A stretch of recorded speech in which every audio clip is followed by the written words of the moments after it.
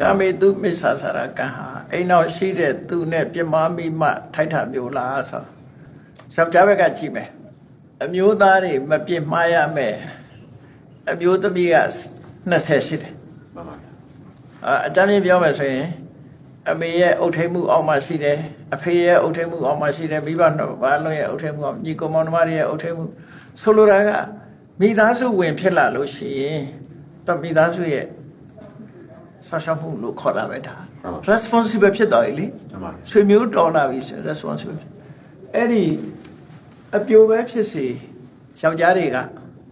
အမေရဲ့ထိမ့်သိမ်းဆောက်ရှောက်မှုအဖေရဲ့ထိမ့်သိမ်းဆောက်ရှောက်မှုတွေမကင်းသေးတဲ့အမျိုးသမီးတစ်ယောက်နဲ့ပြမလို့ရှိရင်ကာမိသမီးဆာဆာကထိုက်တယ်နောက်တစ်ခါကျတော့မယား10မျိုးလို့ခေါ်တယ်တပူကအိမ်အောင်ပြုတ်ထားတဲ့မျိုးသမီးတွေတနည်းနည်းနဲ့အိမ်အောင်ပြုတ်ထားတဲ့မျိုးသမီးက10မျိုးရှိတယ်အဲ့ဒီ10မျိုးနဲ့ပြမလို့ရှိရင်လည်းမျိုးသားတွေဟာကာမိသမီးဆာဆာကထိုက်တယ်အမျိုးသမီးဘက်ကနေကြည့်မယ်ဆိုလို့ရှိရင်အမျိုးသမီးတွေဟာကိုယ်နဲ့အိမ်အောင်ပြုတ်ထားတဲ့ပုဂ္ဂိုလ်ကလွဲပြီးတခြားပုဂ္ဂိုလ်နဲ့ပြုမလို့ရှိရင်အမျိုးသမီးတွေကကာမိသမီးဆာဆာကထိုက်တယ်နော်ပုံပုံပြောပုံရဆိုလို့ရှိရင်အမျိုးသားတွေကအိမ်အောင်မပြုတ်မချင်းအောင်ဘယ်မျိုးသမီးနဲ့မှဒီပြစ်မှားလို့မရဘူးဆိုတဲ့ပုံစံမျိုးဖြစ်နေတာဟုတ်တယ် unlawful sex relation lawful ဆိုတာလူတိုင်းမှာနိုင်ငံထဲမှာလည်းဥပဒေတွေရှိတယ်လေမှန်ပါသူကထုံတန်းစင်လာအရာထိမ်းမြန်းထားတာမဟုတ်ဘဲနဲ့အမိရဲ့အုတ်ထိန်မှုအောက်ရှိတဲ့ဖေရဲ့အုတ်ထိန်မှုအောက်ရှိတဲ့ဟာတွေနဲ့ဆိုရင်သူကကာမိစုမိဆာဆာရလို့ပဲခေါ်တယ်မျိုးသားတွေကပိုများတယ်တင်ပါဒါဖြင့်ပြည်တန်စာတွေကိုအခချင်းဝင်ပေးပြီးတော့ပျော်ပါတာမျိုးကြအဲ့ဒါတော့လွတ်တယ်သူက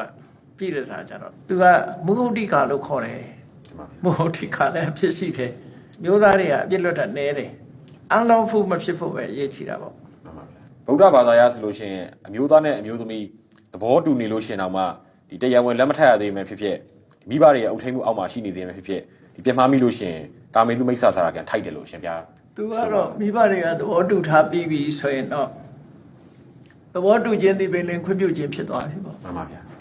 ဘလို့ဖြစ်เสียအကြောင်းတော့မရှိတော့ဘူးလို့ထင်ပါတယ်တင်ပါဗျာနော်တင်ပါနောက်တစ်ခုကကြတော့ယောက်ျားဖြစ်သူက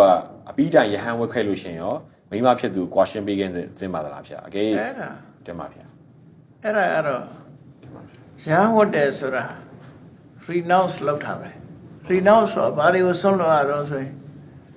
ဆွေမျိုးတွေကိုဆွန့်လွတ်ရတယ်ကိုယ်ပိုင်တဲ့ပစ္စည်းဥစ္စာတွေကိုဆွန့်လွတ်ရတယ်ဆွေမျိုးဆိုတဲ့အထက်မှာထားလိုက်ပါတော့ကိုယ်အိမ်နောက်ရှင်းအိမ်နောက်ဘက်ကိုလည်းဆွန့်လွတ်ရတယ်တင်ပါဗျာနော်အဲ့ဒါတွေကို renounce လုပ်ပြီးတော့ရဟန်းဘွားကူကြတာမှန်ပါရှေ့ခေတ်ထုံးတမ်းဆက်လာအဲ့လိုမှန်ပါဗျာသို့တော့အပြည့်တိုင်ကွာရှင်းပေးခဲ့တဲ့မှာသလားဆိုတဲ့ပေးခွင့်ကြတော့သူကကွာရှင်းပေးသည်ဖြစ်စေမကွာရှင်းပေးသည်ဖြစ်စေသူက renounce လုပ်တော့ရဟန်းဝတ်လို့ရှိရင်အထီးကမိန်းမစီမှာခွင့်မပန်းဘူးမိဘစီမှာပဲခွင့်ပန်းရမှန်ပါဗျာအမျိုးသမီးကသဘောတူသည်ဖြစ်စေသဘောမတူသည်ဖြစ်စေသူက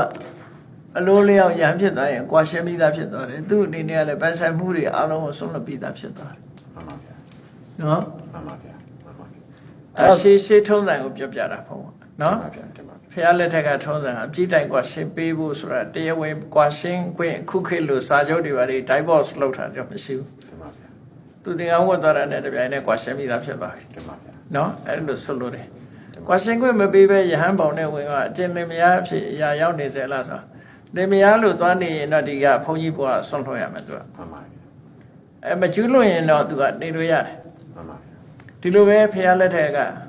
တထေသာသူဒိဏဆိုတာသူ့အမေဖေတွေစီကိုအတင်းကျပ်ခွင့်တောင်းပြီးတော့ဝတ်တာမှန်ပါဗျာသူစနီးမယားနဲ့အိမ်မှာရှိတာပဲမှန်ပါဗျာသို့တော့သူဘာမှမပတ်သက်ဘူးဆိုလို့ရှိရင်တော့သူကရဟန်းကောင်းပဲမှန်ပါဗျာခုနလိုပတ်သက်ရင်တော့သူကအပြစ်ရှိတယ်အဲ့ဒါမှန်ပါဗျာမြတ်စွာဘုရားတရားထွက်အချက်တော့ရတော်ရနဲ့သူကွာရှင်းခဲ့တာမှမဟုတ်ဘူးမှန်ပါသို့တော့လည်းမပတ်သက်ဘူးဆိုတာသိသွားပြီလေခြံနာချင်းခံတဲ့အမျိုးသမီးအနေနဲ့ကြတော့နောက်ထပ်အိမ်အောင်ပြုလို့ရတာဗျာရတယ်ဆုံးလို့တော့ရတယ်